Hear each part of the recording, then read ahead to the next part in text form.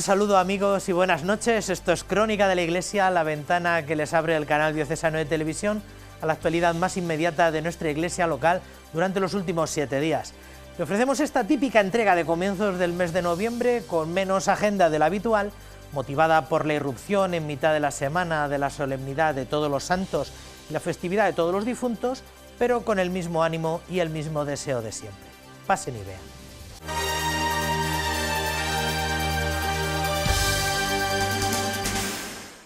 Con el lema Tu compromiso mejora el mundo, se celebró el último domingo de octubre el 6º Encuentro Regional de Voluntariado de Cáritas en Castilla-La Mancha.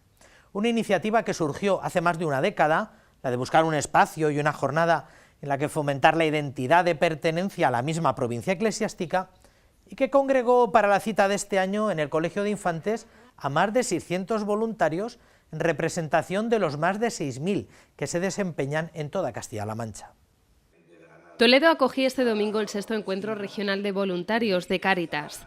Acompañados por los 5 obispos de las diferentes diócesis que conforman la provincia eclesiástica de Toledo, más de 650 voluntarios participaron en esta jornada que comenzaba a primera hora de la mañana, bajo el lema Tu compromiso mejora el mundo.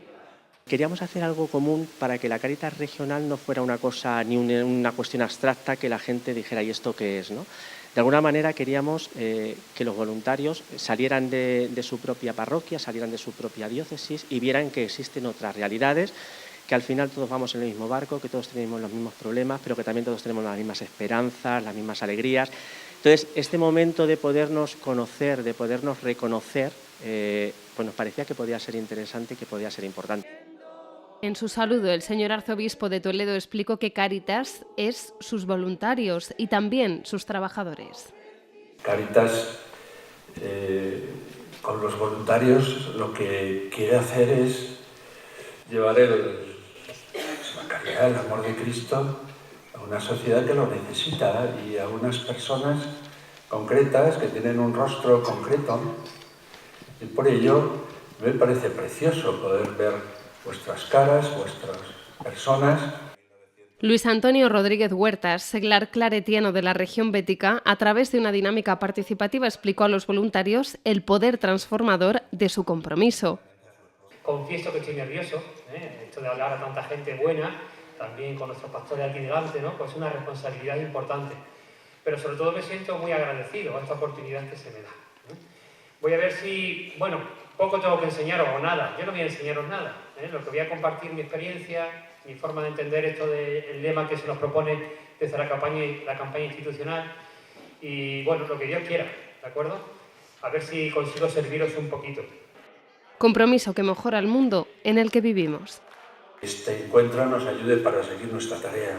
Nuestra tarea, como nos han dicho, es mejorar el mundo. Pues sí, porque el mundo nos gusta y no nos gusta, es nuestro mundo, tenemos que estar ahí, tenemos que quererle, pero no nos gusta porque si está llevado por la envidia, por la desconfianza, por la injusticia, por tantas y tantas cosas que hacen de la vida de los hombres y mujeres, pues cosas insoportables, pues tenemos que cambiarlo, porque el Señor, en esa parábola del buen samaritano, no deja títere con cabeza.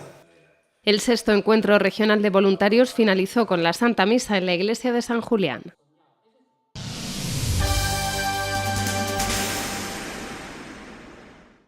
En el recorrido pastoral que está llevando a cabo el señor arzobispo por el arciprestazgo de Méntrida, ya se ha cerrado la visita a Casarrubios del Monte y esta semana quedaba a punto de cerrarse la de Valmojado. Don Braulio aprovechó su segunda jornada en la localidad para visitar a mayores, particularmente a los que se encuentran en la residencia Virgen de los Dolores. Este centro, que lleva funcionando desde 2011 y pertenece a una fundación del arzobispado, acoge a casi un centenar de mayores. El pasado 21 de octubre comenzaba en el Salón de Actos del Ayuntamiento de Valmojado la visita pastoral al arciprestazgo de Méntrida. Se trata de la primera visita pastoral que celebra este arciprestazgo, que se creó hace 2 años. Tras la visita a Casarrubios del Monte, esta mañana el señor arzobispo de Toledo regresaba para acompañar a los residentes y trabajadores de la residencia Virgen de los Dolores. Acompañado del obispo electo de Albacete, don Braulio Rodríguez ha presidido la Santa Misa, en la que ha destacado la exigencia del Papa Francisco a los jóvenes al recordarles que hay que escuchar a nuestros mayores. Vosotros tenéis que ser escuchados. Se lo ha dicho a los jóvenes en este mes de octubre bastantes veces y a los obispos que estaban reunidos en Roma para un sínodo. Que hay que volver a saber escuchar la experiencia de los que sois mayores. Aprender a amar, a perdonar y a escuchar son lecciones que no se ofrecen ni en el colegio ni en la universidad, explicaba el prelado toledano. Ante las celebraciones del Día de Todos los Santos y la conmemoración de los fieles difuntos, el señor arzobispo de Toledo les anunciaba que Jesucristo es el horizonte para nosotros los cristianos. ¿Quién nos va a ayudar? Los que están a nuestro alrededor, por supuesto, pero Cristo, que sabe lo que es la muerte y la vida. Y ese es el horizonte para nosotros. Y ese no temáis, no le temáis, que es grande, bueno y que nos ama por encima de todo. Tras la Santa Misa, el señor arzobispo de Toledo ha saludado a los residentes y ha participado de la reunión del patronato de la Fundación Virgen de los Dolores.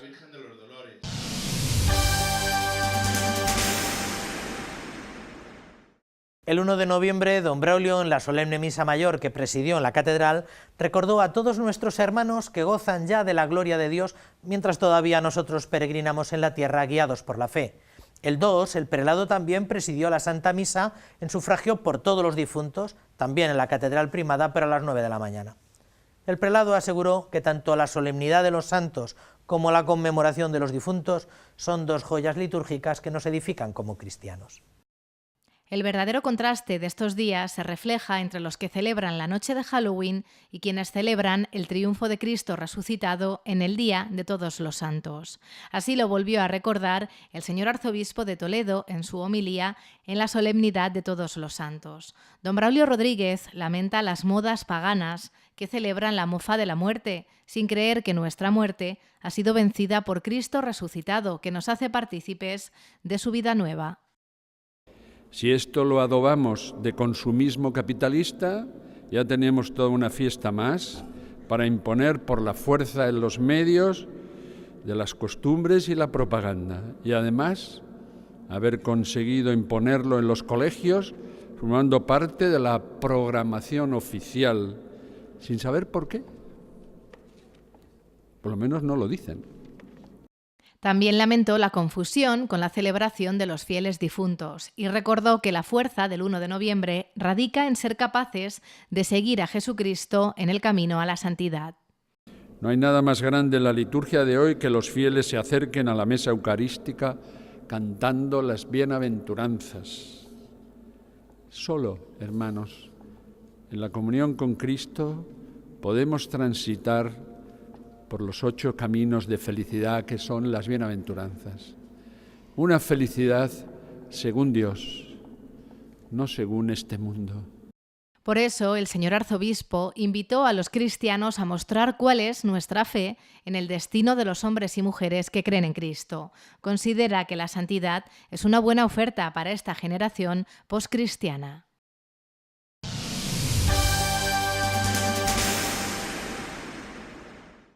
En la víspera de la celebración de Todos los Santos, el Secretariado Diocesano de Ocio y Tiempo Libre celebraba por 5º año consecutivo su Halloween en la ciudad de Toledo. Más de un centenar de niños se dieron cita un año más para celebrar la gran fiesta de la santidad. Como en citas anteriores, hubo juegos, baile, música, concursos de caracterización y, por supuesto, un buen rato de evangelización por las calles. El festival terminó con la misa que presidió don Braulio en el Santuario de los Sagrados Corazones. Por 5º año consecutivo, el Secretariado de Ocio, Tiempo Libre y Campamentos celebra Halloween. Con el objetivo de disfrutar del verdadero sentido del misterio central de nuestra fe, organiza la gran fiesta de la santidad, en la que niños y mayores disfrazados de sus santos favoritos salen a las calles a contar a todos que la santidad, un año más, vence.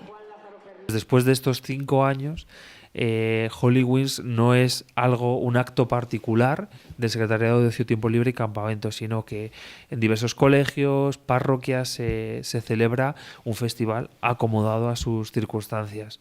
Por eso el Secretariado este año apuesta, como estos 3 últimos años, por Toledo como un acto evangelizador en la calle, pero no tendremos más sedes, sino que hemos apoyado y ayudado a los diferentes colegios o parroquias para que puedan llevar a cabo el festival.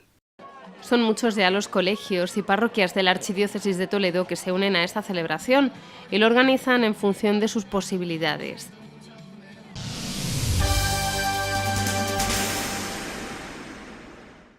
Un año más, la parroquia Santo Tomé alberga el Festival Internacional de Órganos que desde hace casi 15 años organiza en colaboración con la Fundación Pedalier.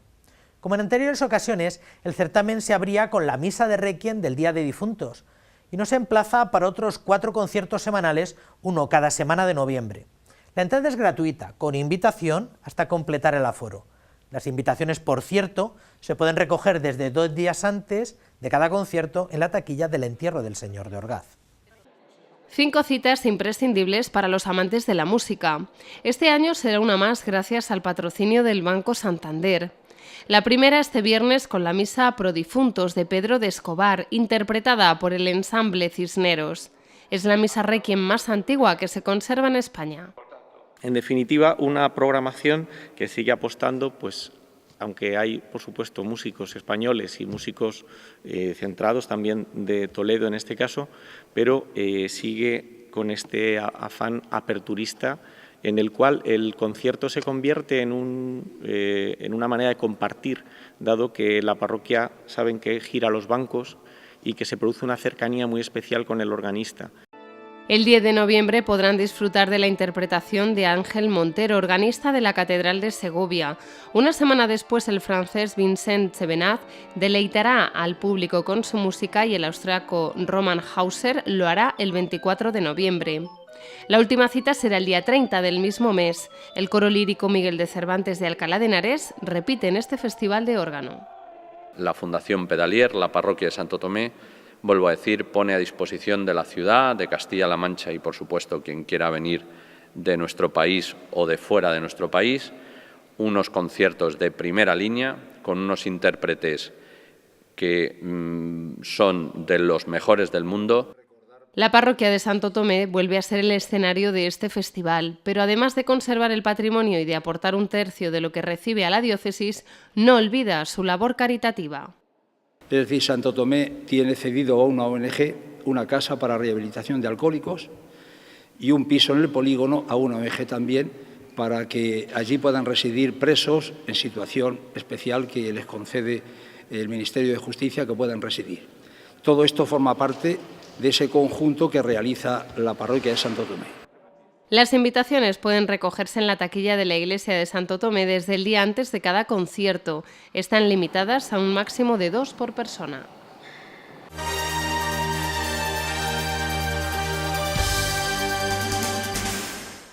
Hace muy poco tiempo, hace muy recientes fechas, hemos estado celebrando el 9º aniversario de la beatificación del cardenal Sancha. Fue el pasado 18 de octubre, todos tenemos todavía en la retina la escena de la Catedral Primada repleta de fieles, con un número incontable de obispos y de presbíteros que daban gracias a Dios por la figura del cardenal, una de las figuras más señeras de la Iglesia en España en aquella época. Para que no se evaporasen todos aquellos esfuerzos y de cara a este nuevo proceso o a esta última etapa del proceso de canonización, pues nos ha parecido la mejor idea dedicar este programa de Crónica de la Iglesia a actualizar la figura y a volver a poner en valor la figura del primado toledano, del cardenal Sancha. Para ello, nadie mejor que don Carlos Miguel García Nieto, a quien tenemos esta noche con nosotros. Don Carlos Miguel, buenas noches. Buenas noches, José María. Catedrático de Historia de la Iglesia en el Estudio Teológico San Ildefonso y en relación con el cardenal Sancha, vicepostulador de la causa. Correcto. De alguna manera el hombre en España de la causa de canonización, ¿verdad? Bueno, hay muchos hombres y mujeres en España en torno a esta causa que es muy querida, muy grata para el episcopado, muy grata para los sacerdotes y muy grata para el pueblo fiel, claro. Porque no en vano hablamos ni más ni menos que del padre del movimiento católico contemporáneo, lo cual satisface a todos los laicos pertenecientes a grupos, movimientos apostólicos, parroquias. Él fue quien empezó a organizar el movimiento católico en España. Don Carlos Miguel, en primer lugar, ¿cómo la providencia le pone en el camino la figura del cardenal Sancha? ¿Cuándo es la primera vez que se encuentra con su perfil biográfico? Pues podríamos decir que por descarte. Por descarte. Por descarte. Lo cual yo interpreto como un hecho providencial. Suele estar Dios un poco detrás de estas cosas, ¿no? No me gusta pensar en casualidades. ¿Eso fue hace cuánto tiempo? Esto fue en el año 2001. 2001, muy reciente. ¿Y cómo le embarcan o cómo se embarca en el proceso de beatificación? Después de cumplir su tesis doctoral. Fue así. Después de defender la tesis doctoral, el proceso fue dando pasos importantes desde la declaración como venerable del cardenal, el reconocimiento del milagro, la curación como milagrosa, y ya había que fijar una fecha para la beatificación. Fue en esas fechas cuando el cardenal Cañizares me encargó hacerme cargo de organizar, coordinar el centenario de su muerte y los actos de la beatificación. Su tesis doctoral fue la primera de una serie de obras literarias en torno a su figura que han venido en estas dos últimas décadas, ¿verdad? Sí, sí. Me da la impresión, por lo que he leído de bibliografía, que se han ido publicando algunos pequeños estudios, más o menos divulgativos recientemente, pero yo creo que la piedra... Sí, hasta mi tesis doctoral había algunas publicaciones, alguna importante, su biografía, por don Isidoro García Herrera. Ajá. También un sacerdote toledano hizo una biografía del cardenal, don Pablo López de Oliveros, y algún trabajo más, ¿no? Y por supuesto la posición para la beatificación, que hay una parte biográfica importante. Sí. Pero había lagunas que bien, pues se consiguieron solventar gracias a aquellos estudios. Sí. O sea, una perspectiva. Hoy tenemos una perspectiva amplia sobre esta figura tan poliédrica que es el cardenal Sancha. Más allá de los pocos años, o aparentemente pocos años que estuvo al frente de la diócesis de Toledo, su influencia en la época. ¿Qué fue lo que más le sorprendió cuando se zambulle en la figura de Sancha? ¿Qué fue lo que más le sorprendió de este pastor? Me sorprendió la altura del personaje. No física, porque él era muy menudo de estatura, era muy pequeño, pero de una altura personal prodigiosa. Fue un hombre no solo de iglesia, fue un hombre de Estado. A tal punto que el propio don Antonio Cañizares llega a denominarle como el gran cardenal de la España contemporánea. Fijémonos que en la historia de España ha habido cambios de época muy importantes y apadrinando esos cambios de época ha habido grandes figuras del episcopado, grandes cardenales. Por ejemplo, en la Edad Moderna, en la época de los Reyes Católicos, el gran cardenal González de Mendoza. Pero hubo otro gran cardenal junto a él, Cisneros, del que hemos celebrado el centenario recientemente. En época más reciente a nosotros, un gran cardenal de paso de siglo XVIII y XIX, Lorenzana, un gran cardenal. Se puede decir que en la época contemporánea el hombre que conduce a la Iglesia del ostracismo del siglo XIX en el que vive a la modernidad del siglo XX, ese hombre es ni más ni menos que el cardenal Sancha. Para todos los que nos están escuchando, más o menos casi todo el mundo aquí en la diócesis de Toledo ha oído hablar de Sancha, sobre todo en esta última época y a partir de la beatificación, que fue un acontecimiento pues que tenemos que tratar de que no se olvide, ¿no? Aquel acontecimiento tan singular en la Catedral de Toledo. ¿Quién es el cardenal Sancha? Haznos una especie de perfil biográfico con algunas pinceladas. Pinceladas. Él nace en un pueblo de la provincia de Burgos, Quintana del Pidio, diócesis en aquella época de Osma Soria. Es de una extracción humildísima, familia de jornaleros. Él ejerce los oficios del campo hasta los 19 años, es decir, él esquila ovejas, labra el campo, las viñas, pone herraduras a los caballos, hace el oficio de sastre, de panadero, es decir, a lo que salga, hasta los 19 años. Y en esa época es una edad, vamos a decir que tardía para entrar en el seminario. A los 19 años él tiene que aprender latín. Ahí vemos una claridad de mente, precisamente el hambre agudiza el ingenio, no tiene medios para acostarse a los estudios y da clase a sus compañeros. Ahí vemos también esa inteligencia preclara que lo adorna, que lo sigue, lo acompaña toda su vida. Se ordena sacerdote allí en el año 58 y al poco tiempo marcha a Cuba. Marcha a Cuba acompañando a un paisano suyo que le habían nombrado arzobispo de Santiago de Cuba, don Primo Calvo López.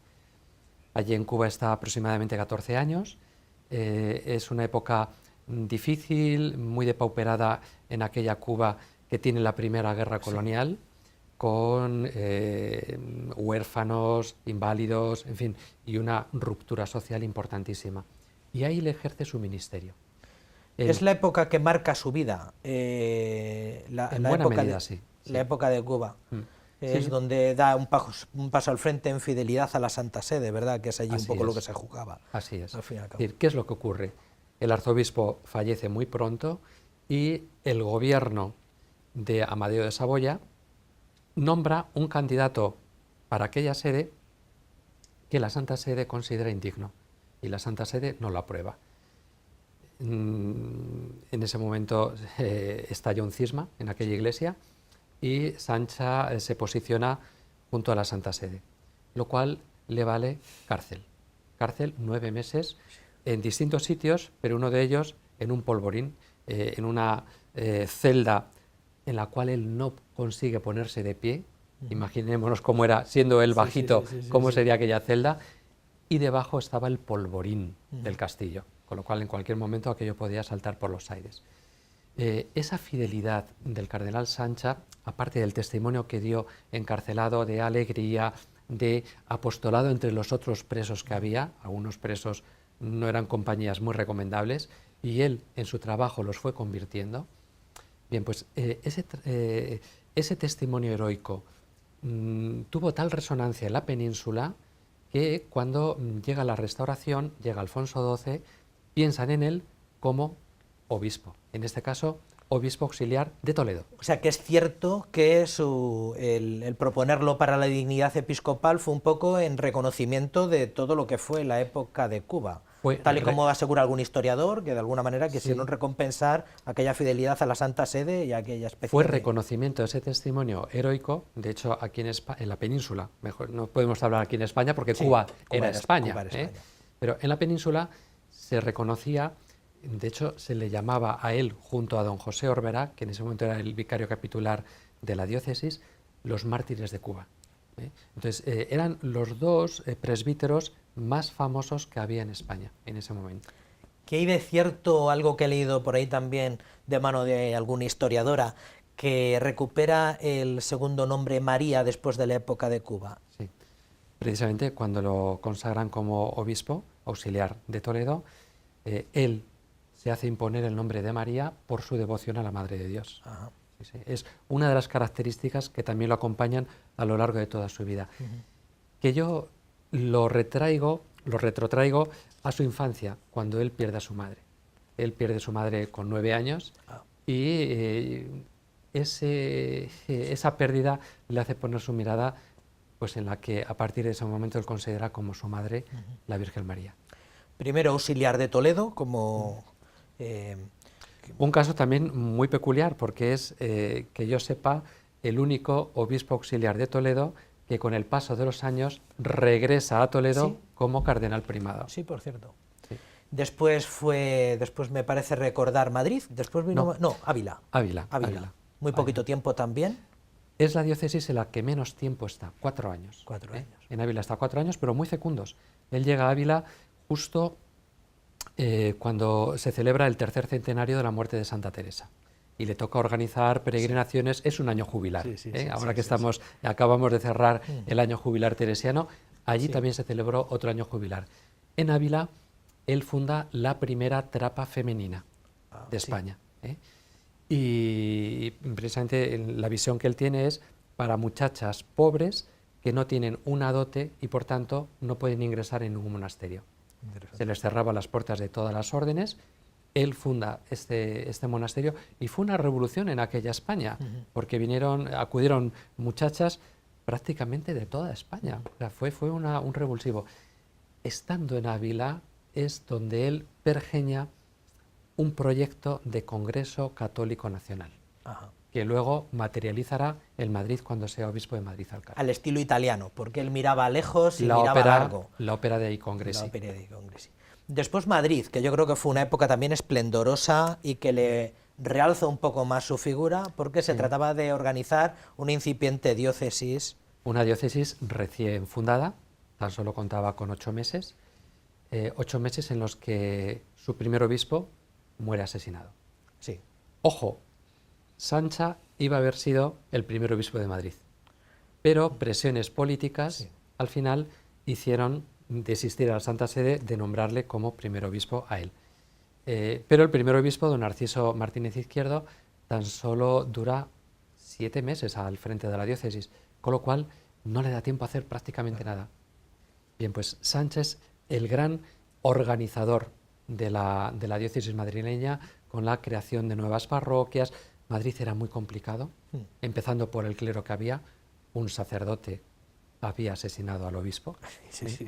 Cayetano Galeote. Que es una época... Una época terrible. Pensemos que hay un clero que huye de sus obispos correspondientes de las distintas diócesis de España y se cobija en Madrid, donde no va a tener ningún control. Es lo que se encuentra Sánchez, y de hecho él acude a Madrid por pura obediencia al Santo Padre y sabiendo que él espera el martirio. Y entonces su figura trasciende ya del mundo eclesial, por así decirlo, y toma una relevancia más social, ¿no? Aquel hombre menudo de mirada inquietante que se puso al frente de una diócesis, como dices, y organizó todo de cabo a rabo. Después, a Valencia también muy poco tiempo, me parece. No, en Valencia estuvo también 6 años. 6 años. Pero no podemos omitir, digamos, uno de los grandes eventos que él organiza siendo obispo de Madrid-Alcalá. Es el primer Congreso Católico Nacional, con dos intenciones. Por una parte, unir a los católicos, que estaban, yo diría un adverbio que puede resultar exagerado, pero creo que no lo es, ferozmente divididos. Unas luchas intestinas en el catolicismo, empezando por el episcopado, siguiendo por el clero secular y regular, y como caja de resonancia el laicado. Es una época que merece lectura, porque si no... Y todo por cuestiones políticas, lo cual alecciona para que la Iglesia nunca se mezcle en cuestiones políticas. El Evangelio tiene que estar al margen. El Evangelio puede iluminar la política, pero nunca puede manipular la política, o ser manipulado por la política. Tiene que ser independiente. Ahí le va su prestigio. Y esto lo supo entender el cardenal Sancha desde el primer momento. Y quiso librar a la Iglesia española de toda afección política, empezando, digo, por los obispos, siguiendo por el clero y terminando en los seglares. El segundo motivo por el que él organiza el Congreso Católico es por fidelidad a la Santa Sede, es decir, para reforzar la figura del Papa, que en Italia y en otros lugares estaba siendo hostigada. Entonces es la manera de unir a las fuerzas católicas de Occidente. Esta era la mentalidad que tenía el Vaticano, reunir, juntar, aunar a las fuerzas católicas para que pudieran influir en los respectivos gobiernos, que a su vez presionaran al gobierno italiano a la hora de no, por lo menos, dejar tranquila la figura del Papa. Y de hecho él fue el que estuvo en el origen de algo muy fecundo en esas primeras 3 décadas del siglo XX, congresos católicos, congresos de prensa católica, congresos eucarísticos, luego se fueron creando como especialidades de... Es que justo cuando llega a Valencia, no ha pasado un año de su estancia en Valencia y organiza el primer Congreso Eucarístico Nacional. Es decir, él es pionero, iniciador de obras que luego van siguiendo, van discurriendo por las líneas que él traza. Y en ese sentido es un gran reformador, un gran iniciador, se le reconoce en todas partes. Él es el hombre social que hay en aquella España, el hombre de la Rerum Novarum. De hecho, él se adelanta casi 10 años a pues, toda la doctrina de la Rerum Novarum, siendo obispo auxiliar de Toledo. Tenía una cabeza clarividente y una formación erudita tremenda. Y después de su periodo en el arzobispado de Valencia, pues corona un poco todo con... En Valencia es donde él es creado cardenal. Yo siempre me refiero a Valencia como la niña de sus ojos. la perita en dulce del cardenal Sánchez. Fue el momento de maduración episcopal suya. Allí en Valencia es donde es creado cardenal, después de haber conducido a Roma una peregrinación nacional obrera que condujo 18.523 obreros. Sí. Es decir, algo insólito en aquella época que causó pues, una enorme sorpresa en el Vaticano y en Italia en general, ¿no? Que es otra cosa que merecería capítulo aparte, aquellas peregrinaciones a la Santa Sede que después pues, asumió Acción Católica. Exacto. También periodistas católicos trataron de hacer una gran peregrinación para ponerse a los pies del Papa. Es que pensemos que es que en el cardenal Sancha está el origen de la Acción Católica. En el cardenal Sancha está el origen del periodismo católico. Sí, sí, todo lo que... Es un iniciador, lanza ideas, tiene una mente de futuro, por eso yo digo que es el hombre que conduce a la Iglesia española del ostracismo en el que ha vivido en el siglo XIX, ostracismo y hostigamiento, a la modernidad del siglo XX y a la expansión que tiene la Iglesia española. Y de hecho, esa Iglesia testimonió, esa Iglesia que testimonia con el martirio su fidelidad a Jesucristo en los años 30, esa Iglesia es hija espiritual del cardenal Sánchez. Él en Toledo, en realidad, como arzobispo primado, estuvo que 6 años. 11 años al final. Él entra en Toledo en el 98. En el 98. Lo cual ya es una fecha emblemática, una fecha en que España se pierde. Es la gran crisis de identidad nacional. Si ahora hablamos de cuestiones identitarias, en ese momento tenemos la gran cuestión identitaria de la identidad nacional. ¿Qué es España? Ahí muchos tienen la sensación, el convencimiento de que España, el alma de España, se pierde.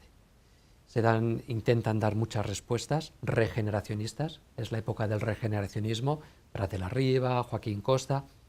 Yo sostengo que el hombre de la regeneración en el campo católico es el cardenal Sánchez. Y bueno, aquí aporta ya un poco lo mejor de toda esta trayectoria que hemos visto. Todas estas dotes de organización las aplica aquí en Toledo, reorganiza el seminario, que estaba en una época también crítica, reorganiza la diócesis, la cura. Como hombre de Estado, él viene siendo diputado desde la época de Madrid, senador en Cortes, por la provincia de Toledo, me parece recordar, la provincia eclesiástica de Toledo, y aquí él va aplicando lo mejor. ¿No tiene la impresión...? Aplica lo que puede, que es poco. Es poco. Por eso yo hablo de una etapa expansiva en su vida y de maduración, que es Valencia. Es un entorno que le permite hacer muchísimas cosas, con una revolución industrial y un movimiento católico obrero en desarrollo, que él lo impulsa desde su formación de doctrina social, es el gran impulsor de ese movimiento. Y él nota que Toledo ya no le... Es que Toledo está en decadencia. Es decir, Toledo no queda más que el nombre, el recuerdo de las glorias pasadas. Él habla de Toledo como una ciudad de mendicantes. Él viene a Toledo por purísima obediencia al Santo Padre, porque él sabe lo que se va a encontrar. Él ha sido obispo auxiliar de Toledo y sabe lo que se va a encontrar. Después de haber estado en el esplendor de Valencia, venir a Toledo es reducirse pues, a la kenosis. Y después de sitios donde él ha tenido mucho margen de maniobra y ha tenido mucha libertad para luego, iniciar... en un momento de una gran crisis de la Iglesia española, en que la Iglesia es perseguida. Es el florecimiento del anticlericalismo de principios de siglo. Por tanto, llegar a Toledo es encasquetarle el peso del primado. Por tanto, él se pone a las espaldas toda la Iglesia de España. En cierta medida ya lo tenía. Él era el motor de ese episcopado, porque era un hombre tan sumamente capaz que la Santa Sede siempre tuvo en él el referente para comunicarse con el episcopado. Incluso por encima del primado y en algunos casos más allá del nuncio. Entonces, llega a Toledo, pero él ya es el primado, él ya tiene la responsabilidad. Existe el reconocimiento de los historiadores de la época que el hombre de confianza de la Santa Sede, independientemente de las sedes que ocupó, venía siendo ya él en la última década. Una pega. Tal vez la imagen que nos nos viene a la retina del cardenal Sancha atendiendo a esos niños pobres, que es la imagen un poco más institucional que tenemos de él, o la del monumento, o la del cuadro, no simplifica mucho una vida pastoral mucho más amplia, me refiero. Que tal vez la gente puede llegar a pensar que fue un obispo que no es poco, que se dedicó a atender a los pobres, que destacó por su caridad, cuando en realidad su perspectiva o su influencia es mucho más amplia. ¿No tiene la impresión de que eso no deforma pero de alguna manera la simplifica, la reduce mucho? Sí, y de hecho ha quedado como padre de los pobres. Eso. De hecho, él es recibido en Toledo, en un arco de triunfo en la plaza de Zocodover, en el cual en alquitrave arriba, en la parte superior, aparece como bienvenido el padre de los pobres. Por tanto, ya en su época es reconocido de esa manera. En Valencia, cuando él deja la diócesis, la archidiócesis, se le despide como padre de los pobres. Es una multitud ingente la que se aglomera en torno a la estación de tren para despedirle. No se pueden abrir paso para llegar a los andenes. Entonces, Valencia llora la pérdida del cardenal Sancha. Yo digo en su biografía que el cardenal baja del Tabor levantino al Getsemaní toledano, al Getsemaní de la Primada, porque eso representó para el Toledo, fue la gran cruz final de su vida. La gran cruz no porque Toledo no se portara bien con él, todo lo contrario, sino porque a nivel nacional hubo una serie de cuestiones que para él supusieron un verdadero Getsemaní. Sí, tal vez le pilla en un sitio muy delicado, que era en un momento de su vida, pues ya de declive por la de propiedad. Declive vital. Pero aún así, fíjate... Y en un momento muy delicado para la historia del país, que fue la pérdida de las colonias o toda la crisis del 98. Absolutamente. Ya las décadas anteriores habían sido especialmente críticas, pero la crisis... Mira, para introducir su figura, yo creo que viene muy bien recordar las letras apostólicas que el Papa Benedicto XVI dictó para su beatificación, en las cuales a él se le define como diligente e infatigable testigo de Cristo, padre de los pobres y servidor de la unidad de la Iglesia. Creo que son las tres denominaciones más justas que se le pueden dar. Por ir acabando, aunque se nos quedan muchísimos temas muchísimos en el tintero, porque además, como decía, es una época indudable. ¿Cómo está el proceso? ¿Estamos a falta de qué? ¿Qué perspectiva, qué horquilla de temporal da para que esto se vaya moviendo? Horquilla temporal ahora mismo no se sabe, solo está en la mente de Dios. Pero sí se ha presentado una curación que a nuestro entender y al entender de muchos facultativos no se entiende si no es un milagro. Científicamente no tiene explicación y estamos aguardando a que todos los informes pasen a la comisión médica de la Congregación para las Causas de los Santos a fin de ser examinado y que ellos den un dictamen. Falta el dictamen médico y si fuese positivo... Pasaría a una comisión teológica y pasado el parecer de la comisión teológica a la Congregación de Cardenales de la propia Congregación de los Santos y una vez dado el plácet de esta Congregación de Cardenales ya pasaría a juicio del Santo Padre. Entonces estamos pendientes un poco de cómo se resuelvan las cosas en la Santa Sede o en esa comisión médica. Ahora de momento. A nosotros, como siempre que hablamos aquí de una figura muy importante de la Iglesia de Toledo, lo que nos queda es seguir rezando, ¿no? Seguir pidiendo su intercesión. Sí, evidentemente. ¿Cómo se pueden conseguir estampas material del cardenal Sancha? Se puede acudir al arzobispado, a la Delegación para las Causas de los Santos, a la vicepostulación de la causa, en este caso yo mismo. También en la catedral hay un expositor frente a la capilla, junto a la capilla de San Pedro, y allí hay estampas, trípticos con su semblanza biográfica, en fin, que se pueden adquirir. También por internet, hay una dirección de correo electrónico, causacardenalsancha@gmail.com. Entonces, bien, pues se puede para hacer. Todo el que quiera vehicular cualquier gracia que ha obtenido, o para todo el que requiera algún tipo de... para su comunidad o para su parroquia. Y para saber más del cardenal Sancha, pues cómo no nos recomienda esta obra suya, ¿verdad? Esta es una de sus varias... Sí, esa es una biografía divulgativa que se escribió precisamente para su centenario y beatificación.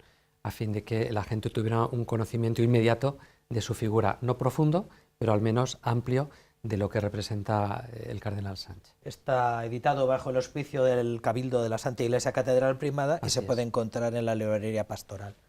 Hay un número también especial de Toletana, que yo creo que salió con motivo de la beatificación. Exacto. Y que también se puede encontrar todavía. ¿Está reeditado? Está reeditado. En el Instituto Teológico San Ildefonso hay ejemplares y la gente puede acudir allí y hacerse con ello. Es interesantísimo porque hay artículos de expertos, todas las actuaciones que se protagonizaron en el centenario y luego la beatificación, está todo recogido en este volumen monográfico. Como es una revista científica, está escrito a varias manos, ¿no? Varias manos, exacto. Sí, y también un pequeño opúsculo, que es más breve todavía, La Reforma del Primado, también corre de su mano, y es una separata de Toletana. Es una separata de Toletana que escribí hace un par de años, y se hizo separata para poder hacer una divulgación mayor, donde precisamente se pone la figura restauradora del primado que protagonizó el cardenal Sánchez. Es una figura clave para entender el primado. Recomendamos estas dos obras suyas como más divulgativas y el volumen de Toletana como algo un poco más técnico, probablemente un poco más científico, para todo el que quiera saber más.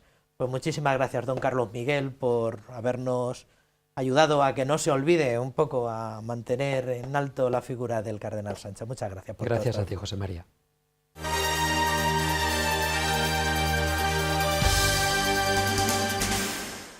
El Papa Francisco completó esta semana la catequesis sobre el sexto mandamiento, en este particular recorrido que está haciendo por el Decálogo, resaltando que el amor fiel de Cristo es la luz para vivir la belleza de la afectividad humana. Por más que es un mandamiento referido a los esposos, su llamada a la fidelidad está destinada a todos, dijo el Papa en la audiencia general del último miércoles de octubre, al tiempo que recordó a los futuros matrimonios y futuros esposos a pasar de pensar solo en el yo para pensar en el nosotros. Queridos hermanos y hermanas, completamos hoy la catequesis sobre el sexto mandamiento, no cometerás adulterio, resaltando que el amor fiel de Cristo es la luz para vivir la belleza de la afectividad humana. Por más que es un mandamiento referido a los esposos, su llamada a la fidelidad está destinada a todos. Es un camino en el que vamos aprendiendo y madurando nuestra capacidad de amar hasta que somos capaces de hacernos cargo del cuidado de los demás. Esta es la actitud nupcial y paterna que se puede manifestar de varias formas, pero que rige nuestras relaciones humanas profundas. El adúltero, el lujurioso, el infiel, es aquel que no ha alcanzado a esta madurez, que no ha pasado del yo al nosotros y busca en los demás su propia satisfacción sin un encuentro fruto de la acogida y de la propia donación. Todas las vocaciones en la Iglesia, incluso el sacerdocio y la virginidad, deben estar marcadas por esta relación nupcial. Es el Espíritu que llama a un amor sin reservas por la esposa de Cristo, amando al pueblo de Dios con la ternura y la fuerza de un padre y de una madre, de un esposo y de una esposa. En el matrimonio, del mismo modo, se deben cumplir estos requisitos, percibiendo la bondad intrínseca de la polaridad de lo masculino y lo femenino, del cuerpo y del espíritu. Nuestro cuerpo, por tanto, no está destinado a ser instrumento de placer, sino a ser el lugar donde se realiza nuestra vocación de amor. Saludo cordialmente a los peregrinos de lengua española, en modo particular a los grupos provenientes de España y América Latina.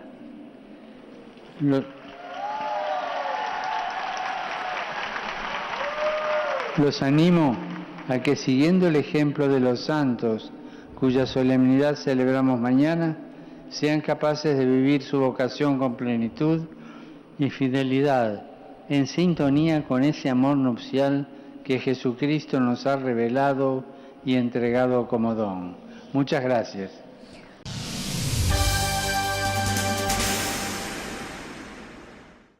Como recuerdan, la Colegiata de Torrijos, templo eucarístico por excelencia, está celebrando su 5º centenario.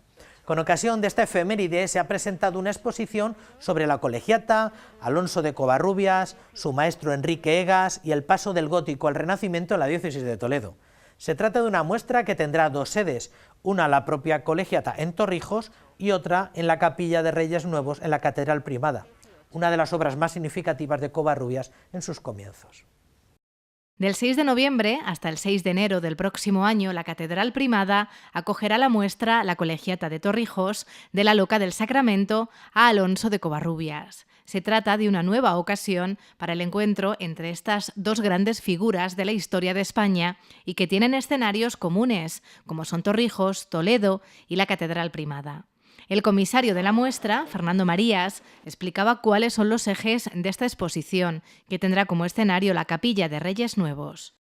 La devoción del Corpus Christi, la importancia de los personajes históricos, la importancia de Alonso de Covarrubias, la importancia de las nuevas devociones, la importancia de las formas de expresar las nuevas devociones a través del canto y a través de la música. Durante todo este año se está celebrando el 5º centenario de la Colegiata de Torrijos, con una importante programación cultural organizada por el Ayuntamiento de la localidad en coordinación con diferentes entidades. El objetivo del consistorio es dar a conocer el legado histórico, artístico y religioso de la localidad. Reivindicar esa ciudad ducal que fue Torrijos en el siglo XVI para que una ciudad, como puede ser ahora eminentemente del sector servicio, se reinvente en este turismo que podemos decir que puede ser muy beneficioso. La exposición quiere ser un recorrido desde la mentalidad de Teresa Enríquez, conocida como la Loca del Sacramento por su enorme devoción al Santísimo Corpus Christi, que se materializa en la obra de Alonso de Covarrubias, un arquitecto que reinterpretó el incipiente estilo renacentista de nuestro país. Algo es evidente, que él tuvo la capacidad de ir asimilando elementos nuevos, pero sin traumatizarse, sin acomplejarse. Por lo tanto, también supo valorar el legado que él había recibido e ir integrando progresivamente esas cosas nuevas.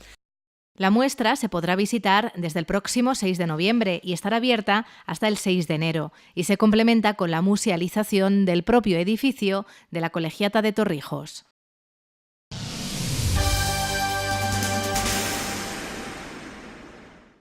Talavera de la Reina contará en unos meses con un nuevo proyecto de difusión cultural y patrimonial, la pulsera turística. Ayuntamiento y Arzobispado irán de la mano para promocionar el patrimonio a través de un convenio que quiere dar respuesta a una demanda de los vecinos y visitantes de la ciudad ribereña, para conseguir la inclusión de los templos religiosos más representativos de la ciudad en las visitas y rutas turísticas en la segunda ciudad con más patrimonio arquitectónico religioso de toda Castilla-La Mancha. Una oferta cultural y turística profesional que ofrezca lo mejor de Talavera a visitantes y también a sus propios vecinos. Es el punto de partida del que nace el proyecto avanzado en Toledo, que busca la creación de una pulsera turística que agrupe diferentes monumentos de la ciudad para favorecer su conocimiento y difusión. El Ayuntamiento de Talavera de la Reina y el Arzobispado de Toledo firmaron hace un mes un convenio de colaboración que sienta las bases de este proyecto. Queremos gestionar, queremos abrir nuestras puertas, queremos ejercer la responsabilidad al tener este patrimonio tan importante también en la ciudad de Talavera, y yo creo que la ciudad lo merece. Los monumentos, sin duda alguna, es de lo mejor. Lo que ocurre es que, quizá estemos como estaba Toledo hace muchos años. Para el Ayuntamiento de Talavera, el paso dado supone un gran avance para el turismo y la promoción de la ciudad e integrará los grandes monumentos religiosos de la ciudad de la cerámica. Se va a permitir, lógicamente, para Basílica del Prado, para la Iglesia Colegial, para Santiago y también, aunque no es exactamente de la iglesia, Santa Catalina, que también está ahora mismo recién restaurada. La colaboración entre el Arzobispado de Toledo y el Ayuntamiento de Talavera fructifica en este acuerdo, que supone además un avance en el conocimiento del patrimonio religioso, no solo desde el punto de vista artístico, sino como herramienta para la difusión del mensaje evangélico. Para que sea también un instrumento de evangelización, un instrumento de dar a conocer pues, el núcleo del mensaje de la salvación, que es Cristo Jesús y su misterio de amor en favor de todos los hombres. Esperamos que este proyecto pues, pueda tener buena acogida y pueda ciertamente ser sostenible en el tiempo y hacer que muchos puedan visitar pues, estas muestras de este rico patrimonio histórico. Será en torno a la próxima primavera cuando se ponga en marcha esta nueva pulsera turística, una realidad que desde el año 2010 está presente en Toledo y que supone un volumen de ventas de unas 100.000 unidades al año.